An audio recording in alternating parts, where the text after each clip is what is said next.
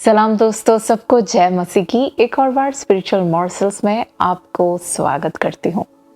आज हम प्रभु यीशु के द्वारा हमें बताया गया एक दृष्टांत को हम मनन करेंगे। इसको हम देख पाते हैं मत्ती रचित सुसमाचार 13वें अध्याय के 24वें आयत से लेके 30वें आयत तक।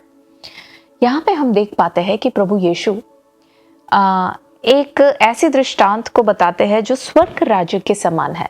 अब देखिए 13वें अध्याय में जहाँ बहुत अनेक दृष्टांत को प्रभु यीशु देते हैं और ये सब स्वर्ग राज्य के बारे में है।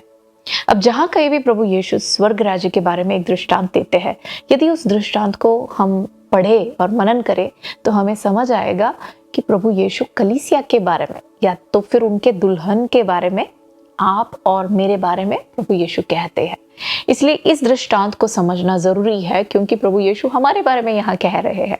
क्या कहते हैं कि देखिए, स्वर्ग का राज्य उस मनुष्य के समान है जो अपने खेत में जाकर अच्छे बीज को बोता है, लेकिन रात को उसका शत्रु आता है और उसके बीज, जंगली बीज को बो के चला जाता है। अब देखिए, जब हम जंगली बीज के बारे में पढ़ते हैं, हमें कई बार ऐसा लगता है हो सकता है कोई जंगली पौधा हो, लेकिन ये उतनी सरल बात नहीं है। ये बहुत ही गंभीर बात है, क्योंकि ये जो जंगली बीज है ना, ये अंग्रेजी बाइबल में इसे कहते हैं टेयर्स। ये जो टेयर्स है और गेहूं जो वीट है, दोनों बिल्कुल एक जैसे दिखते हैं।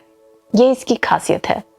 देखिए, गेहूं का जो साइंटिफिक नेम है वो है ट्रिटिकम एस्टिवम, और ये टेयर्स या तो फिर ये जो जंगली बीज, इसका जो साइंटिफिक नेम है वो है लोलियम टेमुलेंटम। अब देखिए, हम सब जानते हैं साइंटिफिक नेम जो वैज्ञानिक लोग हैं, चाहे जानवरों को दे, पौधों को दे, वो हमेशा लैटिन भाषा से लेके देते हैं। अब लैटिन भाषा में ये जो जंगली बीज है, इसका नाम जो है लोलियम टेमुलेंटम, साइंटिफिक नेम टेमुलेंटम जो है लैटिन भाषा में, उसका मतलब है वो शराबी बंदा जो शराब पी के अपने पूरे उसका होश उड़ गया हो, उसको कहते हैं टेमुलेंटस। अब वो शब्द क्यों यहाँ पे इस पौधे को देते हैं वैज्ञानिक लोग, उसके पीछे कारण है, क्योंकि ये जो पौधा है ना, इसके अंदर एक जहर है। अब इस जहर को गेहूं के साथ मिला हुआ ये जो जंगली इसके बीज को यदि हम खाए तो क्या होता है, लोगों को उल्टी आती है। अगर छोटी सी मात्रा में अगर ये पेट में जाए तो उल्टी होगा, थोड़ा अधिक मात्रा में हो तो इस शराबी के समान ऐसा हालत हो जाएगा, और अगर थोड़ा और उसका मात्रा बढ़ जाए तो वो परिवार जो है मर जाता है। अब इस समय जब यीशु इस दृष्टांत को वहां बताते हैं, वहां के लोग जो सुनने वाले हैं उनको इसका मतलब अच्छे से समझ आ गया, क्योंकि उस समय में, रोमी साम्राज्य के समय में, वहां पे एक ऐसी प्रथा थी कि यदि किसी को किसी के प्रति अगर कोई जलन होए, ईर्ष्या होए, बैर रखे, तो वो क्या करता था, रात को जब वो परिवार सो जाता था ना, तो उनके खेत के बाड़ी में जाकर ये जंगली इस बीज को बो के आ जाता था, और वहां पे लोग इस तरह से, लोगों को इस प्रकार हानि पहुंचता था। इसलिए रोमी सरकार ने एक नियम भी उसको इलीगल बना दिया था, और उन्होंने ये कहा था कि उस समय ऐसा हुआ करता था, यदि कोई ऐसा करता हुआ पकड़ा जाए तो उसको बहुत ही गंभीर शिक्षा भी दी जाती थी। तो देखिए, उतनी बड़ी बात है, क्योंकि ये पौधा जो है, जंगली बीज का पौधा, गेहूं के पौधे के बिल्कुल समान, एक समान दिखता है। प्रभु किसके बारे में कहते हैं? स्वर्ग राज्य, अपने कलीसिया के बारे में। सही बात है, कलीसिया के अंदर ऐसे बहुत लोग हैं, दिखने में सारे एक जैसे, सभी एक समान गीत गाते हैं, सभी एक समान प्रार्थना करते हैं, सभी एक समान भेंट चढ़ाते हैं, अन्य भाषा भी बोलते हैं, तो फर्क कैसे पता चलेगा?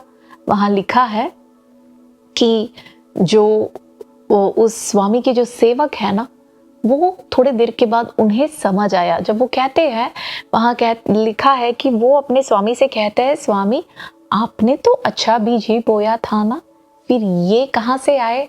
तो स्वामी कहता है, जब आप सो रहे थे ना, तब रात को शत्रु आके इसको बो के गया, लेकिन अब आपने पहचान तो लिया, लेकिन अब आप कुछ मत करो, इसे उगने दो, से एक समय आ रहा है, उस समय पे मैं कुछ करूंगा।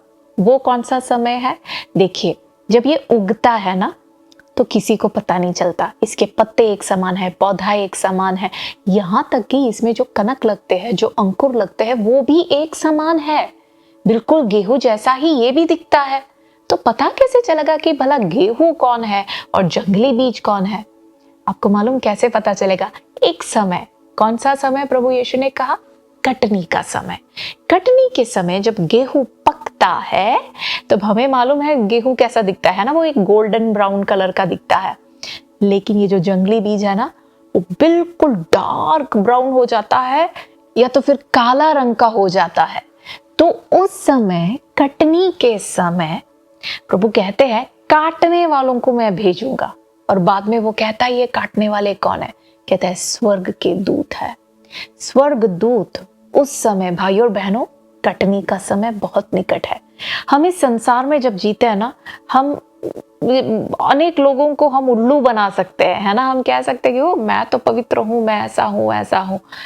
लेकिन प्रभु यीशु सब कुछ देखता है, और जिसके अंदर सूझबूझ की आत्मा है ना, वो भी पहचान सकते हैं कि वास्तव में प्रभु के बंदे कौन है, कौन नहीं है, किसके अंदर प्रभु का डर है, किसके अंदर प्रभु का भय नहीं है। ये सब पहचान तो लेंगे, लेकिन वो कुछ नहीं बोलेंगे, क्योंकि प्रभु ने उनको वो काम नहीं दिया। प्रभु ने वो काम किनको दिया है?